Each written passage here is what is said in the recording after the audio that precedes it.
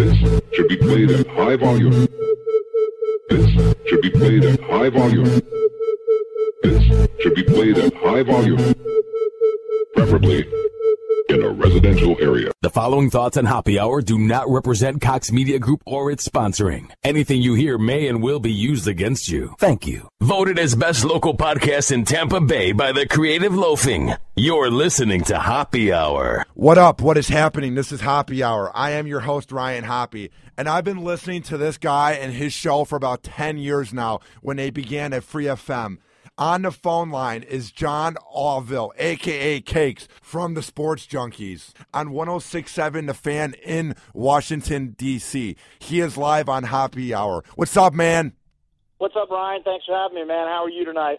I'm doing good. I think you should be really surprised by how long I've been listening because I was a fan of Free FM when it was in Chicago. So I remember I would go to the library every day after school and look up Free FM. And I found you guys, and I would listen to you, Big O and Dukes, Don and Mike. So you guys really sort of paved the way for what I wanted to do in radio. I've always been a big fan of you guys. Oh, that's awesome, man. Thanks so much. So you just basically stumbled upon us from the Midwest? You don't have any D.C. ties? None at all. I forget how I found you guys because I would listen to Free FM in Los Angeles too. I just really liked that FM talk format. But what was weird about it was I was sort of late to the party because I didn't grow up because I'm 22. So I didn't listen to FM talk in its prime in the 90s. So I'm influenced by Free FM, even though it was just there for like 2 years, you know? Yeah, I mean, but it's funny that you were into the Free FM thing because, you know, like Hot Talk is cool, and that's something that we, you know, kind of grew. That's kind of where we grew up is with talk, like with Don and Mike. I mean, we were just so lucky to start on the station that we did in D.C. on WJFK. I mean, at one point the lineup was Stern in the morning, G. Gordon Liddy, when he was still doing radio, was doing middays. Don and Mike were doing afternoons. Those guys, you know, are legendary, you know, icons in D.C. radio. And then we were able to just kind of break in during the evening slot back in the late 90s. So it was really a cool time for us to kind of get started. But, you know, the Free FM thing kind of fizzled out, like you mentioned, after a few years. You know, like guys like David Lee Roth were you know, thrown into the mix. He didn't last more than I want to say a couple months. Adam Carolla, he had probably one of the longer stints. And then there was Rover in the Midwest too. Yeah. Rover, was he in Cleveland, I think? He moved to Illinois for like 6 months and then fizzled out and then went back to Cleveland. Okay, gotcha. Yeah, so we're like some of the last like roving dinosaurs from that Free FM era. So we're still going strong in D.C. here. Many years after that kind of went away. Would you say you're proud of the fact that you guys are one of the few shows to be successful to replace the king of all media like Howard?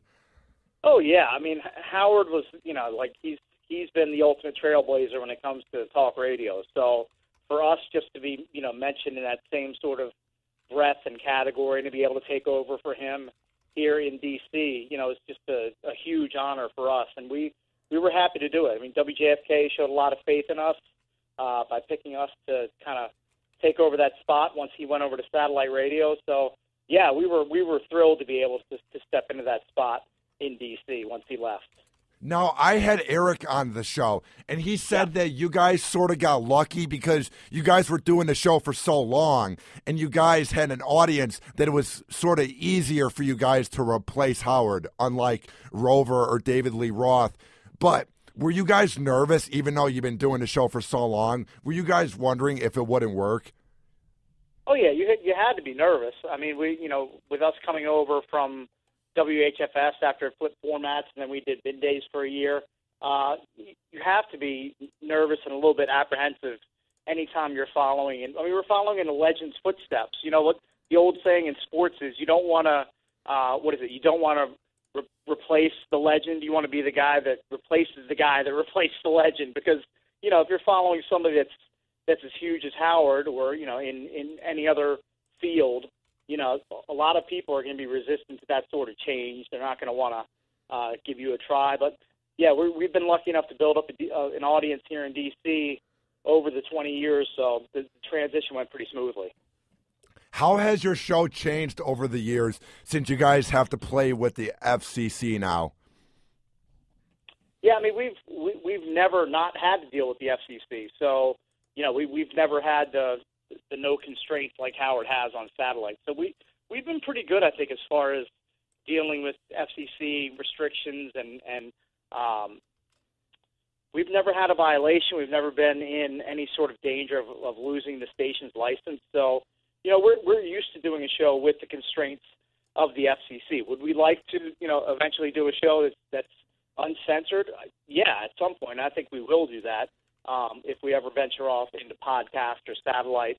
But, right now we can play by the rules of the FCC. Is it always the most fun to do that? No, but we know how to do it. We've been doing it for 20 years now, so we pretty much know how to work it effectively. How hard was it for you guys when you found out that WJFK would be leaving the hot talk format and going back to sports radio? Were you guys nervous, or did you guys know that you would make it work? We weren't that nervous about it. I mean, it sucked because we were fans of Big O and Dukes, and they split them up once they flipped the format from hot talk back to sports. But our roots were in sports, so it wasn't really that big of a transition for us. And, you've listened to our show for a long time. It's not all 100% nuts and bolts. Yeah. Sports. It's got a sports theme that kind of reins everything in, but you know how it is. We're four distinct personalities. We each bring a little something different to the table. There's sports talk. There's pop culture. Some guys like to talk politics. I am not a big political guy. Some of us like to talk daily fantasy sports. Other guys couldn't care less about it. A couple of the guys are big golf fans. JP and I are kind of casual when it comes to that. So I think you see like our different personalities kind of worked into the way the show kind of formulates itself every day. Now, how has your friendship with the guys changed over the years? Because Eric said you guys went from being like drinking buddies to now more like fathers that hang out during the show. So would you say you guys are closer, or maybe not as close as when you first began? I think we're still as close or closer, but it's similar. It's similar to what EB said. When we first started doing the Junkies back in the late '90s, we were either newly married or not married and didn't have kids. So, we were doing the show at night. We were doing appearances after the show out until, 2 in the morning at times, and now things are different. I have 3 kids. Eric's got 3 kids. JP's got 2. Jason has 2 kids. And, I've got a freshman in college. I'm 45. I'm not into the going out a lot scene.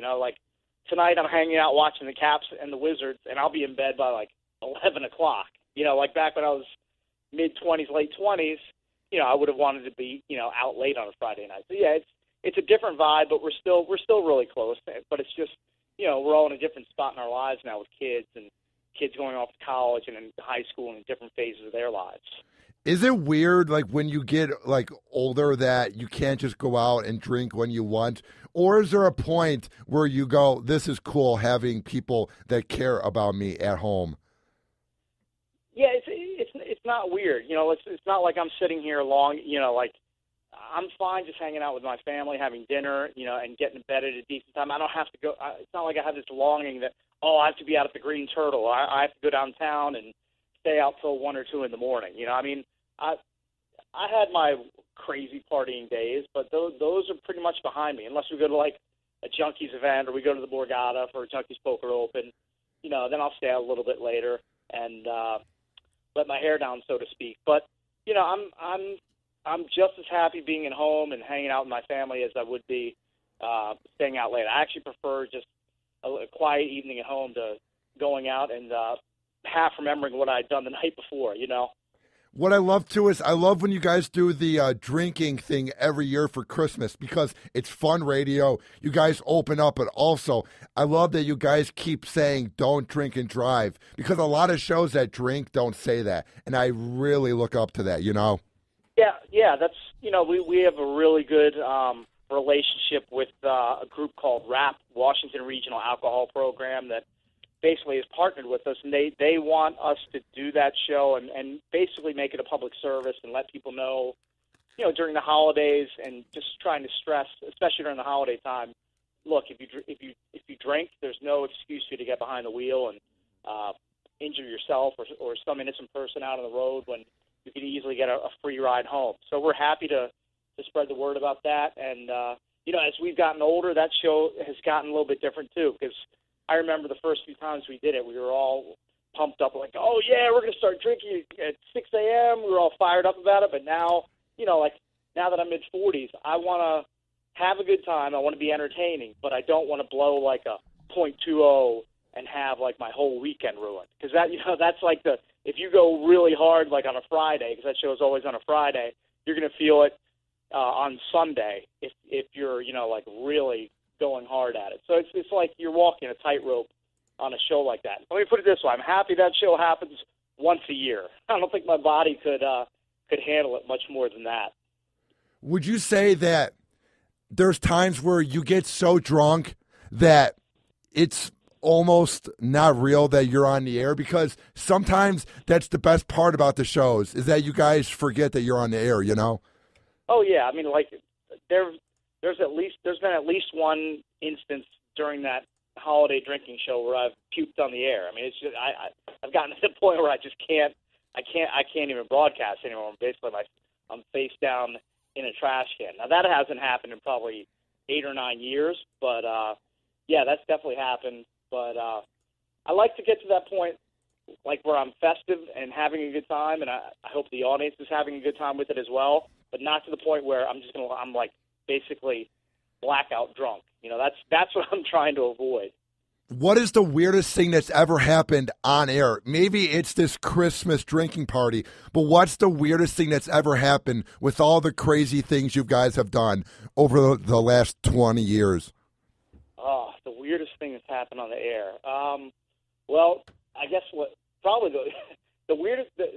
I'd have to go with the weirdest thing is the fact that we had a car crash into our studio during our show. Are you serious? Yeah, I can't remember how long ago that was. It's probably 6 or 7 years ago. We were doing our show. We were probably about halfway done, and we were in a commercial break, and a car skidded off the road, hopped over the curb, somehow dodged like 2 massive trees on the front lawn of our office where the studio was, and smashed into the studio where Matt Valdez and Brett Matt Valdez would be hanging out there taking calls. He was actually off that day. We had a substitute guy in there who luckily wasn't sitting right near the window when the car plowed in. But yeah, that has to be the craziest thing that's ever happened in our 20 years on the air.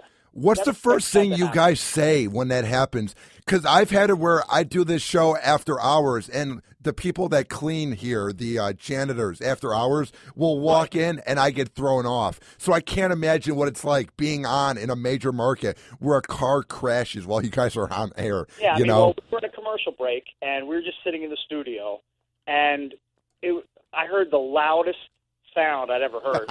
It sounded like a bomb had gone off. That's initially what I thought it was. I thought a bomb somehow. I don't know why somebody would want to bomb the radio station, but that's what I thought it was initially. That or like a plane crashing into the building. It was so loud. It was like screeching metal. It was just deafening. And like 2 seconds after it happened, the guy who was subbing in for Matt Valdez scurries in, like his eyes are just completely bugging out of his head. He's like, holy shit, you guys aren't going to believe it. A car just crashed into the studio. So this is like 15, 20 feet away from where we're sitting. We walk in, the place is in shambles. There's glass. There's, the window blinds are all over the place. There's equipment everywhere. And there's, like 3/4 of like a Honda Accord sitting there with, sheet metal and drywall all over the place. I mean, it was a crazy, surreal scene. I'll never forget it. Now, I ask a lot of people when I have them on, a lot of people in radio this, and it's the same answer, but I want to ask you, have you had any like crazy fans that you've had to deal with over the years? Oh, you know what? We love our fans. There's we would certainly not have made a 20-year run in radio in one market without great support from people that listen in this area. But you know what? Radio, look, I'm just going to say it. Radio attracts a very small segment of just weird people. You know, like there's just, I don't know what it is. I think it's just because the medium is so intimate. You know, you get to know people. Yeah. You like get to know them, you know, more intimately than you do people on TV or actors, just because, you know, you're doing it every day. It's interactive. You get audience. You get to call in. You know, from time to time, people come into your studio. So, yeah, every once in a while you get, like, a really weird person. But for the most part, 99.5% of the people that we meet are cool, down to earth. You know, they're harmless. But every once in a while, you definitely encounter some weird, strange people working in radio, especially if you've done it long enough. I love the people online too, this is a newer thing because Facebook and Twitter has just been around for like 10 years. But I love the guys who hide behind the keyboard and get so into a radio show and they claim they hate us so much, yet they know every part of it. You know, I find that odd. I first let it get to me, but now I'm like, whatever, dude, say what you want. Yeah. I mean, if you let the internet trolls and, you know, people online affect you, you don't have a thick skin, you're not gonna last very long in radio. I mean, I remember when we were first starting, I would be obsessed with, you know, checking like message boards and posts that people would leave about the show and comments about the show. I don't even care about that anymore. You know, like I'll see stuff on Twitter, you know, because I'm on Twitter usually throughout the show, sometimes interacting with people. And for the most part, again, people are generally positive. I mean, if they're willing to get onto social media and interact with you, for the most part, most of the time it's going to be positive. But from time to time, you're going to have people who either disagree with what you're saying or just upset with you in general for whatever reason. But you just can't let that, you know, distract you throughout the day, or you'll just obsess on that one little thing, that one comment from somebody, and then, you know, it basically ruin your day. Now, you don't let the fans get to you, but has there ever been something that one of the guys have said or a program director? Has there ever been advice or criticism that hit you?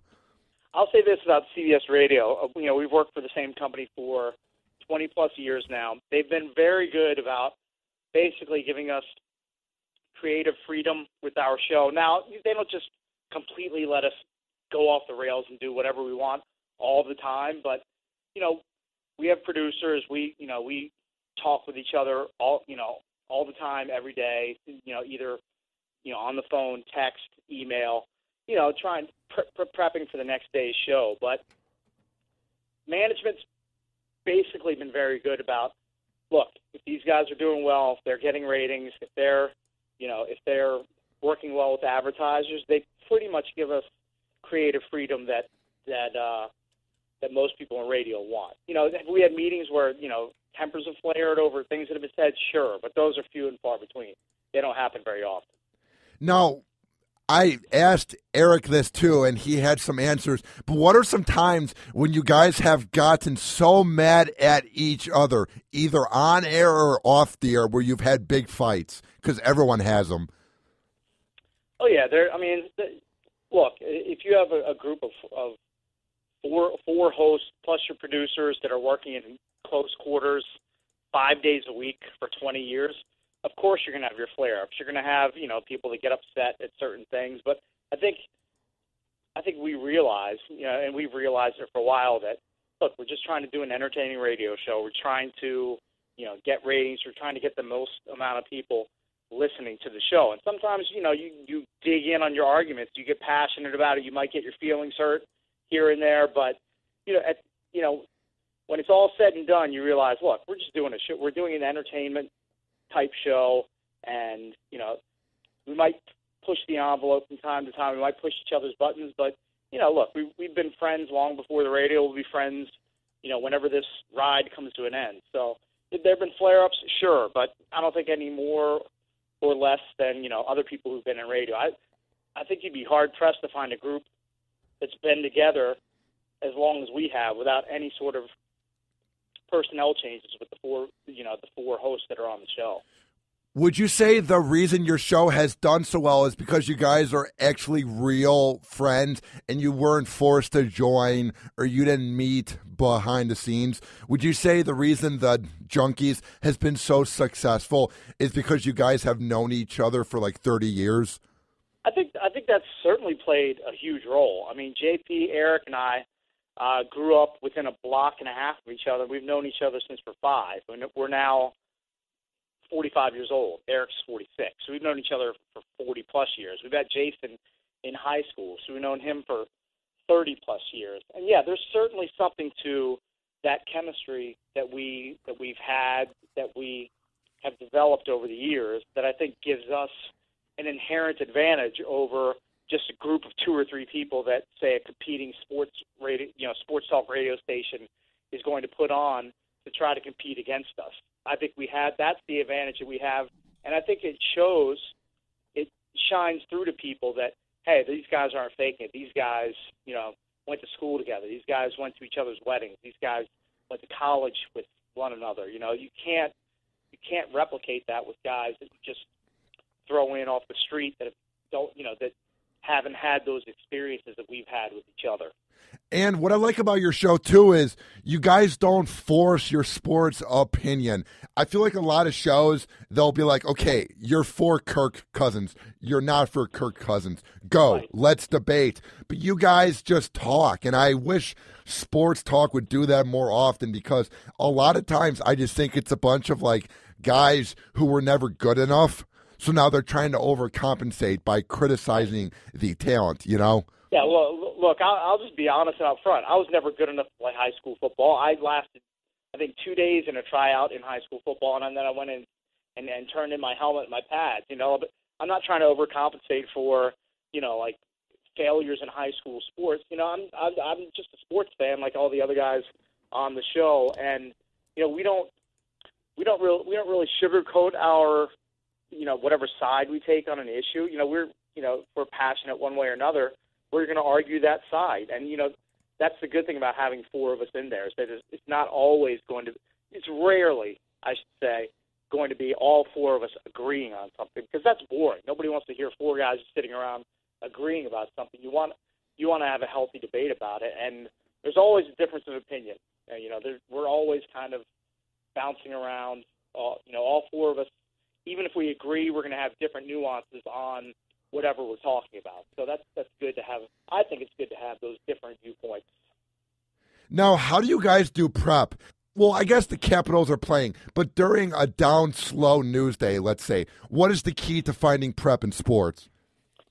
Well, I mean, you're always going to follow your local teams, what they're doing. And, look, we realize, in D.C., we know that the Redskins are king. Even if they're not doing well in the standings, they're always the team that's going to move the needle. So even when they're not in season, we're still going to talk about, Kirk Cousins' new deal. We're going to talk about RG3, where he could possibly wind up.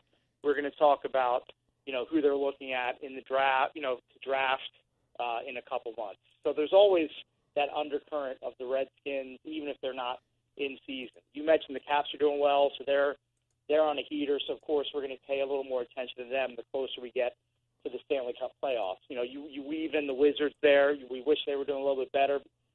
They're starting. I think they've won 4 straight at this point, so that gives us a little boost. Instead of them flailing, 5 or 6 games under 500. So you've always got the local teams, what they're doing. That's kind of on the front burner at all times. And then, we weave in pop culture, movies. Now that we're in a election year, politics is weaving its way in a little bit. Just weird entertainment stories. Anything that we think is popular and will reach a mass audience, we're going to try to weave that in as well. So, we're always bouncing ideas off each other during the previous day as to what we're going to talk about the next day. Now, how often do you think about your show during the day? Like, do you try to find time where you can sort of meditate or maybe work out or do something so you're not thinking about it? Or are you the guy where your show's on your mind all the time? I think all of us, because we've been lucky enough and we've worked through this long enough, you realize that look, we're lucky in that we get off at 10 a.m. every day. But just because we're off at 10 a.m. doesn't mean we're not constantly, like the wheels are always turning as to what are we going to talk about tomorrow, what makes for good topics, what's compelling. Even if I'm doing stuff throughout the day, like with my family or, like I'm shuffling my kids back and forth to whatever activities they have, I'm always on my phone, checking my email, just trying to figure out what we're going to talk about the next day. So we always have fresh ideas kind of kicking around. Now, what are some things you do in your free time so that you don't burn out? Because I just can't imagine getting up every day at 3, I mean, I know you love your job, but I worked for Rover in Cleveland, and when I was there, it was hard to get up in the morning, and I'm not a morning person, and I would find myself burning out. So what I would do is go to the gym to try and rejuvenate myself. So what do you do to not burn out? Well, I used to run a decent amount, and I've slacked off on that. I need to kind of kickstart that again. So, if I could get back into that schedule of running 2 or 3 times a week, that would be optimal. But yeah, exercising, working out. I'm a bit of a degenerate, so I'll go up to Maryland Live and play poker from time to time. But that's not that often. That's probably about once a month or so. Do stuff around the house because my wife works full time. So there's always something to do. I'm never bored. There's always something to kind of fill my time between when the show is done and when my kids get home from school, and then you get into kids' activities. The days go by pretty quick. Now, what are some fun things that you like to do in Washington, D.C.? Because when I think of it, I think of the Washington Monument, I think of the president, and I think of the White House. But what are some other parts about Washington, D.C. that people might not think about? The sports teams are fun to come and watch the games, and you mentioned the monuments. If you're in the museums, there's tons of great museums in the Smithsonian here in D.C. Now, I'll be honest, I take a lot of that stuff for granted because I've lived here for so long. I can't remember the last time I actually went to a monument. I don't think I've ever even taken my kids down to see the White House. And, my kids are now, they're 18. I have a freshman in college, 13 and 11. So, with us living 10 or 12 miles outside of D.C., take it for granted a little bit. I know the cherry blossom parade is coming up soon, and, people go crazy for, cherry blossoms here in D.C. I've never been down to see that. But I know that's something that, people from around the world come to see that in the spring here in D.C. So there's no shortage of cool events to do in D.C. And now with the Nats season starting in just about a month, people are going to be pumped to go down to Nats Park, and that's 2 blocks away from where we work. So that'll be cool to see, people coming down and filling up that part of D.C. once the Nats season starts.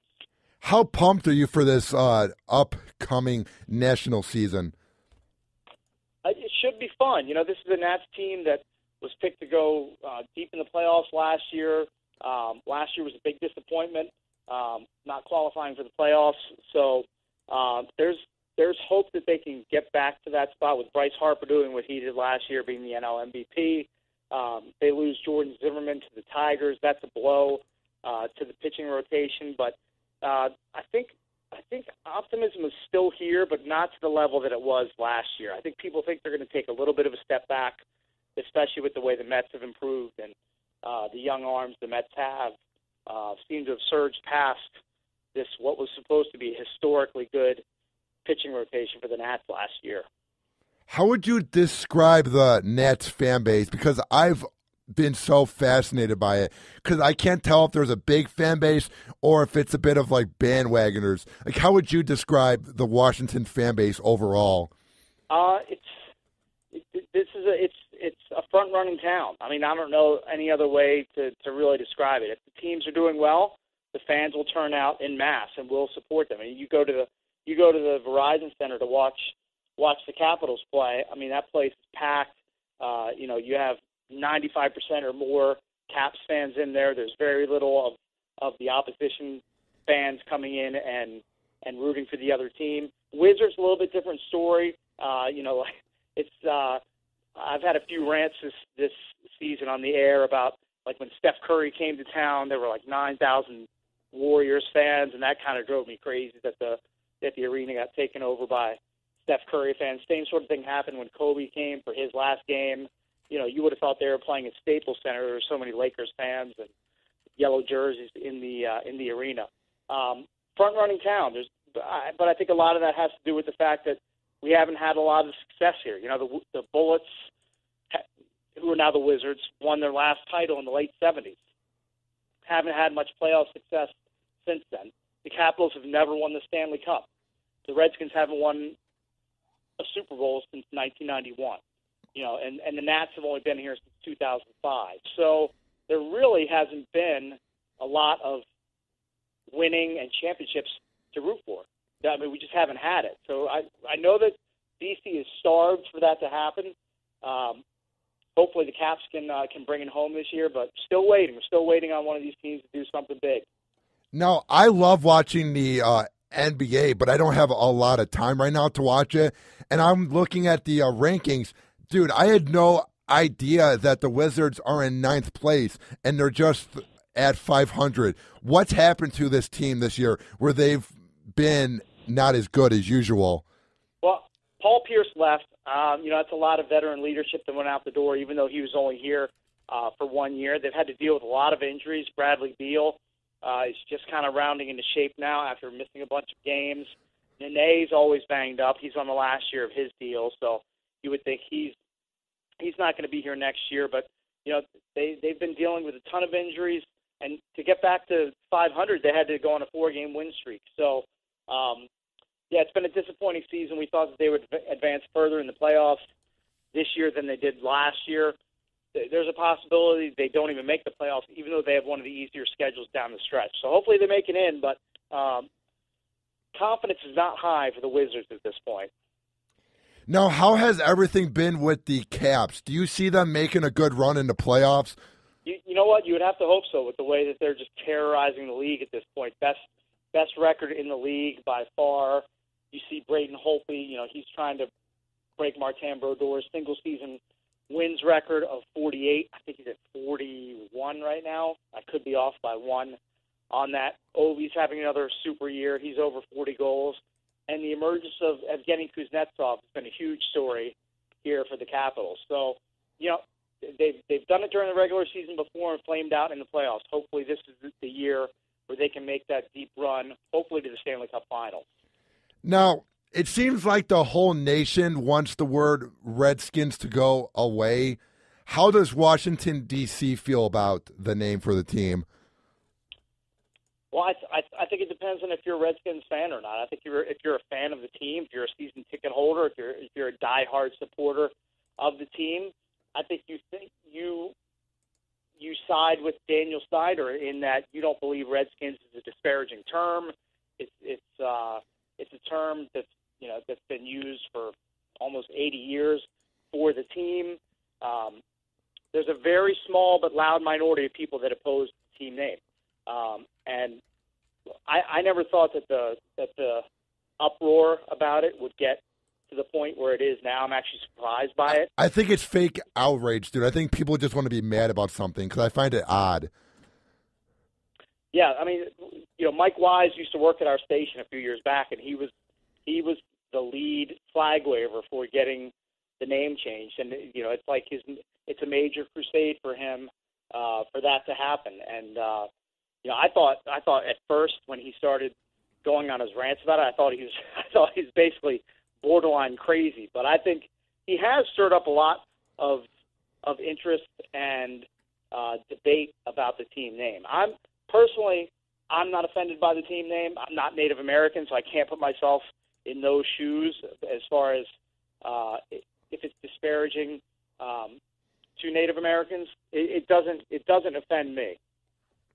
Now, were you happy with them this year, or do you think you guys just got lucky because the East was so horrible this year?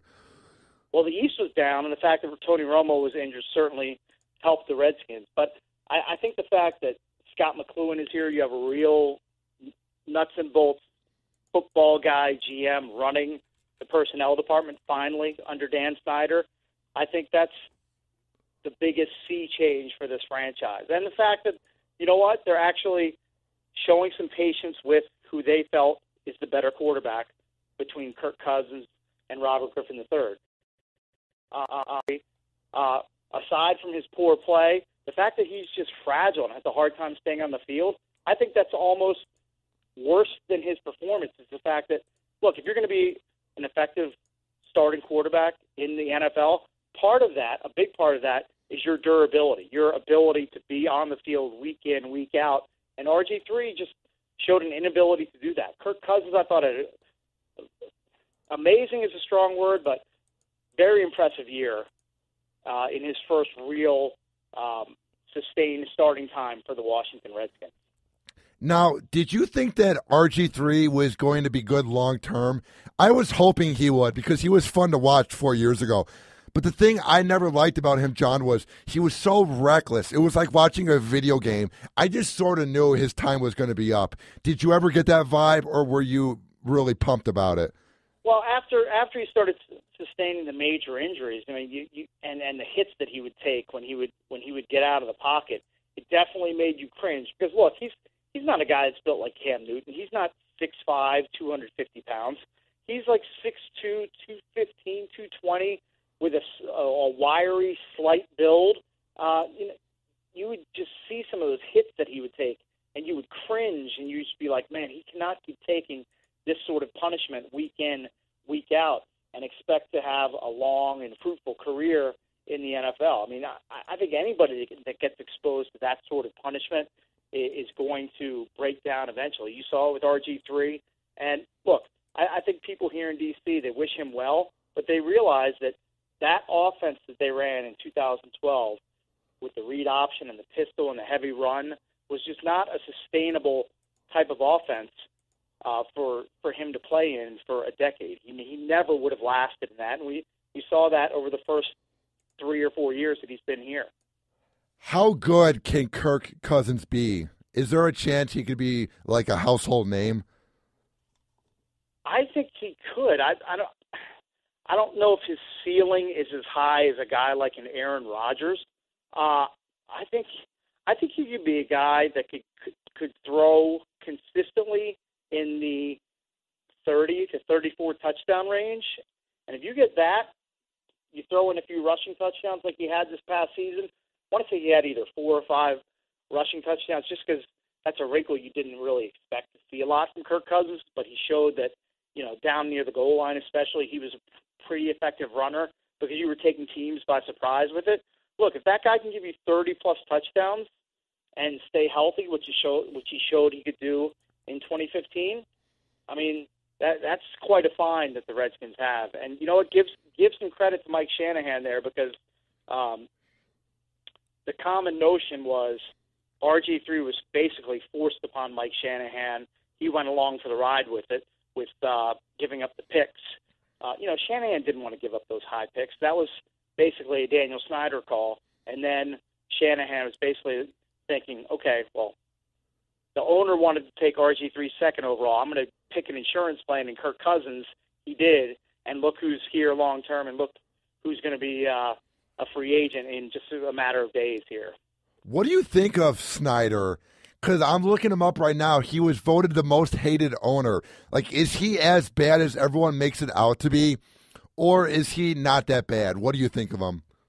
I've never met him personally, but of the many stories I've heard about him, aside from people saying, oh, well, he's a good guy, he gives money to charity. Well, what rich guy in his economic stratosphere doesn't give a good amount of money to charity? That doesn't score that many points with me.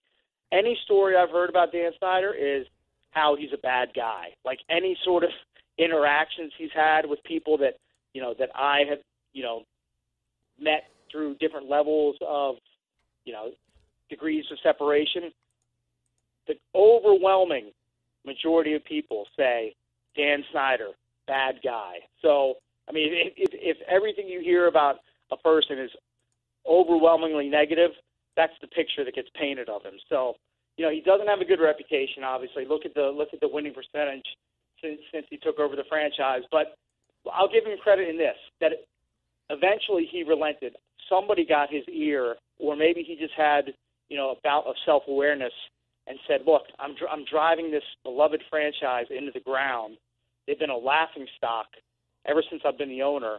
We've had no sort of sustained success, and eventually I guess he took a step back and was willing to hire Scott McCloughan to come in and revamp the football side of things with the Redskins. And I think as long as he can stay out of the way, which he has at least within the first year of McCloughan's time here, that I think if he lets McCloughan do his job, they can build a winner here. He seems like the opposite version of Jerry Jones, where he can admit that he screwed up. Because, dude, the Cowboys will never be anything until Jerry Jones dies. He has ruined that franchise and made them nothing more than the Kardashians of sports, you know? Right. I totally agree with that. As long as Jerry Jones is in the war room, is in helping pick players during the NFL draft, that's a disaster waiting to happen. I mean, look, Jerry Jones is obviously a smart guy. He's good at making money. Look at the valuation of the Dallas Cowboys franchise, and look at what it was when he took it over, and look what it is at this point. I mean, he's built them into a worldwide, money printing machine there in Dallas, but they don't have any sort of playoff success to speak for it.